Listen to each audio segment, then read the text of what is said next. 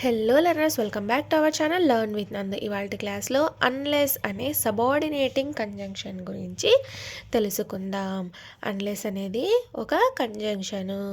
ఈ అన్లెస్కు తెలుగు మీనింగ్స్ అలా కాకపోతే, అలా జరిగితే తప్ప, లేకపోతే, ఎడల కాదు అంటే ఇఫ్ నాట్ అన్న మీనింగ్ అయితే వస్తుంది. ఈ అన్లెస్కు ఇఫ్ నాట్ అన్న మీనింగ్ అయితే వస్తుంది. అర్థమైందా? ఈ అన్లెస్ అనే సబార్డినేటింగ్ కంజంక్షన్కు, ఈ అన్లెస్ అనే కంజంక్షన్కు తెలుగు మీనింగ్స్ అలా కాకపోతే, అలా జరిగితే తప్ప, లేకపోతే, ఎడల కాదు అంటే అన్న మీనింగ్స్ అయితే అవుతాయి. Unless is nothing but if not అన్నట్టు. అర్థమైందా? ఈ అన్లెస్ అనే సబార్డినేటింగ్ కంజంక్షన్ అనేది ఎందుకు ఉపయోగిస్తారు అని అంటే, ఈ అన్లెస్ అనే కంజంక్షన్ను ఒక పని జరగకపోతే ఫలితం ఏమిటి అని చెప్పడానికి ఈ అన్లెస్ అనే కంజంక్షన్ అయితే ఉపయోగిస్తారు.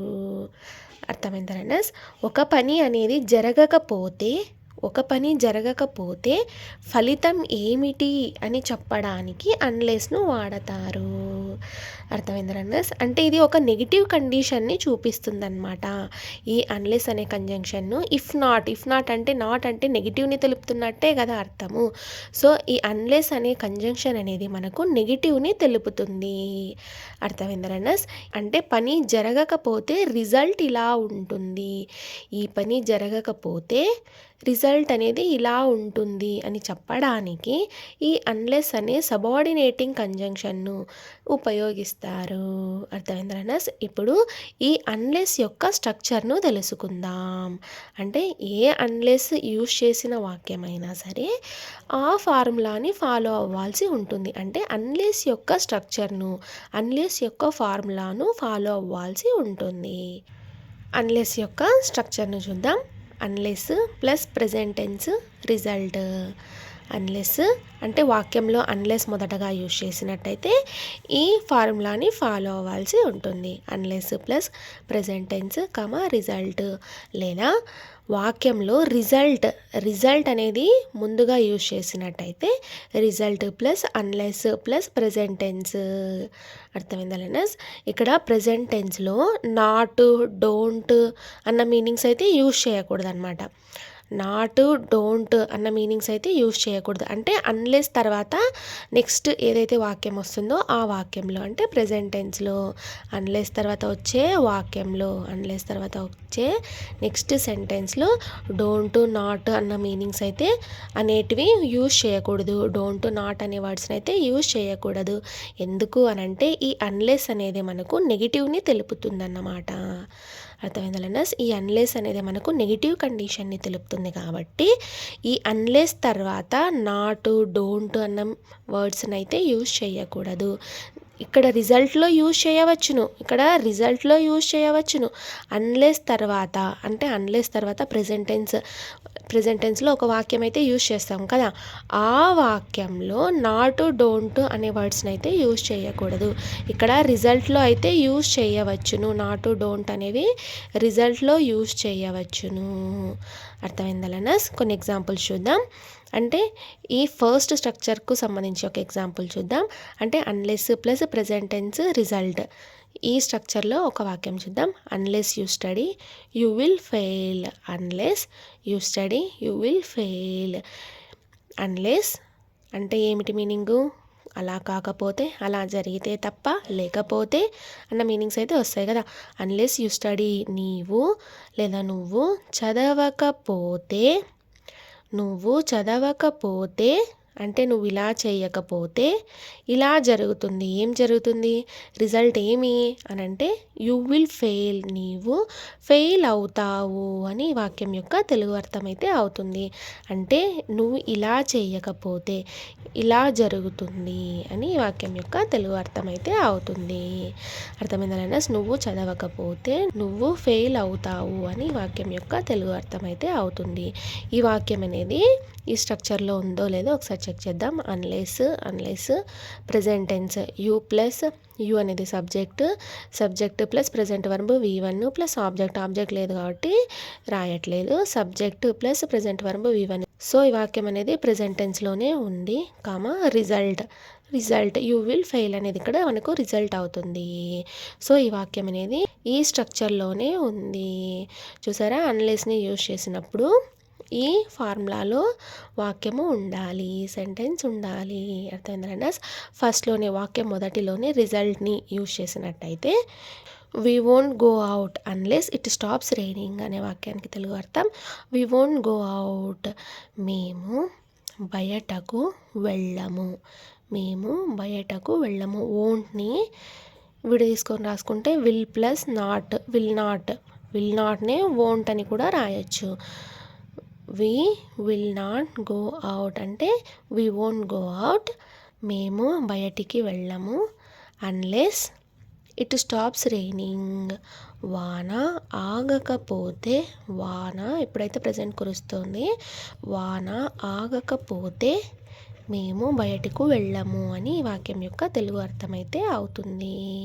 అంటే ఇలా జరగకపోతే ఇలా జరుగుతుంది, ఇలా జరగాలి, వాన అనేది ఆగాలి, ఆగకపోతే ఇలా జరుగుతుంది అని వాక్యం యొక్క తెలుగు అర్థం అయితే అవుతుంది.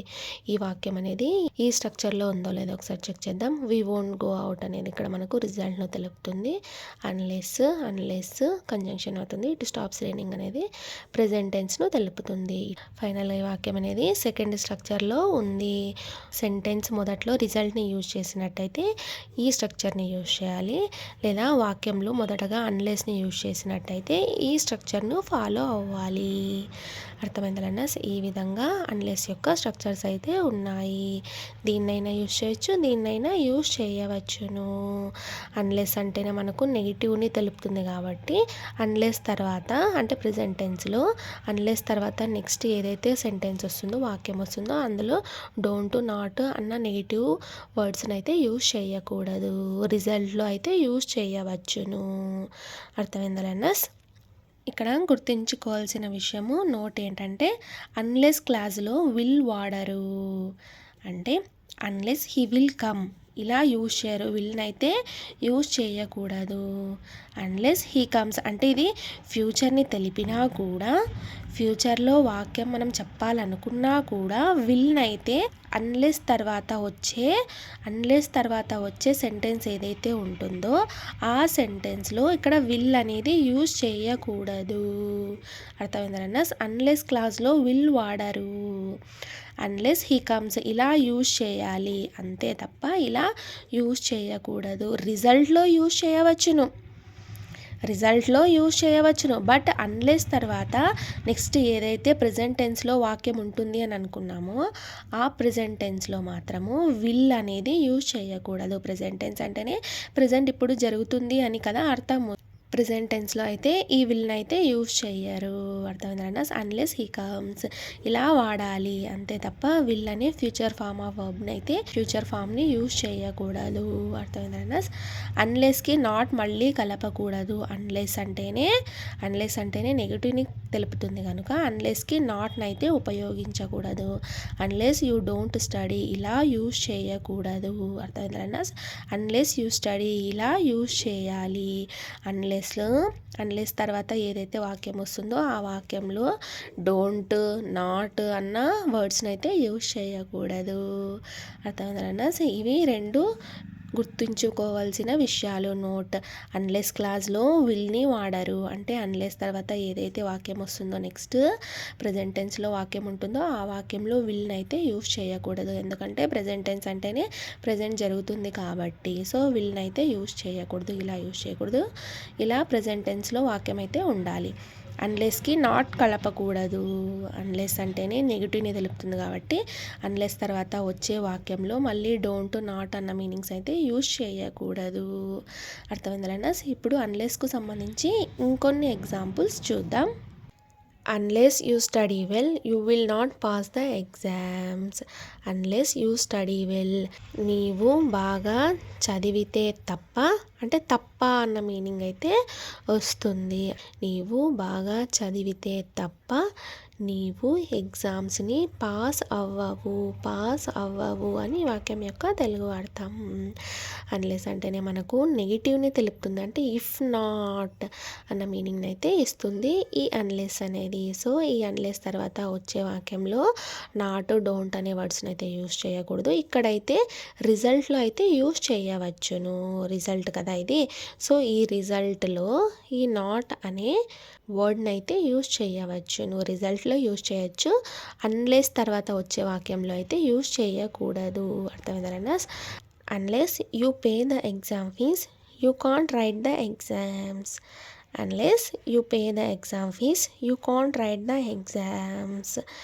నీవు పరీక్ష ఫీజు కడితే తప్ప నీవు ఎగ్జామ్స్ రాయలేవు అని వాక్యం యొక్క తెలుగు అర్థం. నీవు ఎగ్జామ్స్ రాయలేవు అని ఈ వాక్యం యొక్క తెలుగు అర్థం అయితే అవుతుంది. అంటే నీవు ఎగ్జామ్ ఫీజు కడితే తప్ప, అంటే నువ్వు ఎగ్జామ్ ఫీజు కట్టకపోతే రిజల్ట్ అనేది ఇలా ఉంటుంది. రిజల్ట్ ఎలా ఉంటుంది? ఎగ్జామ్స్ రాయలేవు అన్న మీనింగ్ అయితే వస్తుంది. అర్థమైందా? Unless you pay the exam fees, నీవు ఎగ్జామ్ ఫీజు కట్టకపోతే నీవు ఎగ్జామ్స్ రాయలేవు అని వాక్యం యొక్క తెలుగు అర్థం. You can't write the exams అనేది ఇక్కడ రిజల్ట్ అవుతుంది. అర్థమైందా? ఈ అన్లెస్ అనేది కంజంక్షన్ అవుతుంది. You pay the exam fees అనేది ప్రెజెంట్ టెన్స్ అవుతుంది. You can't write the exams అనేది ఇక్కడ రిజల్ట్ అవుతుంది. Unless you help me I can't go to the అబ్రాడ్స్.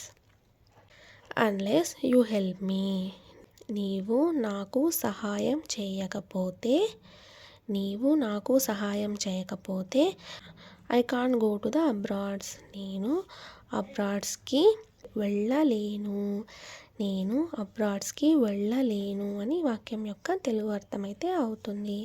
అంటే నేను విదేశాలకి వెళ్ళలేను, నువ్వు హెల్ప్ చేయకపోతే ఇలా జరుగుతుంది అని వాక్యం యొక్క తెలుగు అర్థం. అన్లెస్ అనేది కంజంక్షన్ అవుతుంది. యూ హెల్ప్ మీ అనేది ప్రెజెంట్ టెన్స్ అవుతుంది. I can't go to the అబ్రాడ్స్ అనేది ఇక్కడ రిజల్ట్ అవుతుంది. నీవు ఇలా చేయకపోతే ఇలా జరుగుతుంది, రిజల్ట్ అనేది ఇలా ఉంటుంది అని వాక్యం యొక్క తెలుగు అర్థం. Unless you try you will not get the success. Unless you try you will not get the success. Unless you try, నీవు ప్రయత్నిస్తే తప్ప you will not get the success, నీవు సక్సెస్ని పొందలేవు అని వాక్యం యొక్క తెలుగు అర్థం. నీవు ప్రయత్నించకపోతే రిజల్ట్ అనేది ఇలా ఉంటుంది, సక్సెస్ని అయితే నీవు పొందలేవు అని వాక్యం యొక్క తెలుగు అర్థం. అన్లెస్ అనేది కంజంక్షన్ అవుతుంది. యూ ట్రై అనేది ప్రెజెంట్ టెన్స్ అవుతుంది. You will not get the success అనేది ఇక్కడ రిజల్ట్ అవుతుంది. అర్థమైందలన్నా? ఈ అన్లెస్కు తెలుగు మీనింగ్స్ ఏమవుతాయి అని అంటే అలా కాకపోతే, అలా జరిగితే తప్ప, లేకపోతే, ఎడల కాదు అంటే అన్న మీనింగ్స్ అయితే అవుతాయి. ఈ అన్లెస్ యొక్క స్ట్రక్చర్స్ ఏమిటి? Unless plus present tense comma result, లేదా result plus unless plus present tense. అర్థమైందన్నా? ఏ వాక్యమైనా సరే ఈ అన్లెస్ యొక్క స్ట్రక్చర్లోనే ఉండాలి. ఈ అన్లెస్ అనే కంజంక్షన్ని యూస్ చేసినప్పుడు అర్థమైందన్నా? ఇలా జరగకపోతే రిజల్ట్ అనేది ఇలా ఉంటుంది అని ఈ అన్లెస్ని యూస్ చేసినప్పుడు మీనింగ్ అయితే వస్తుంది. అర్థమైందన్నా? Thank you so much for watching this video. Please subscribe to learn with Nandu channel for more videos. Thank you.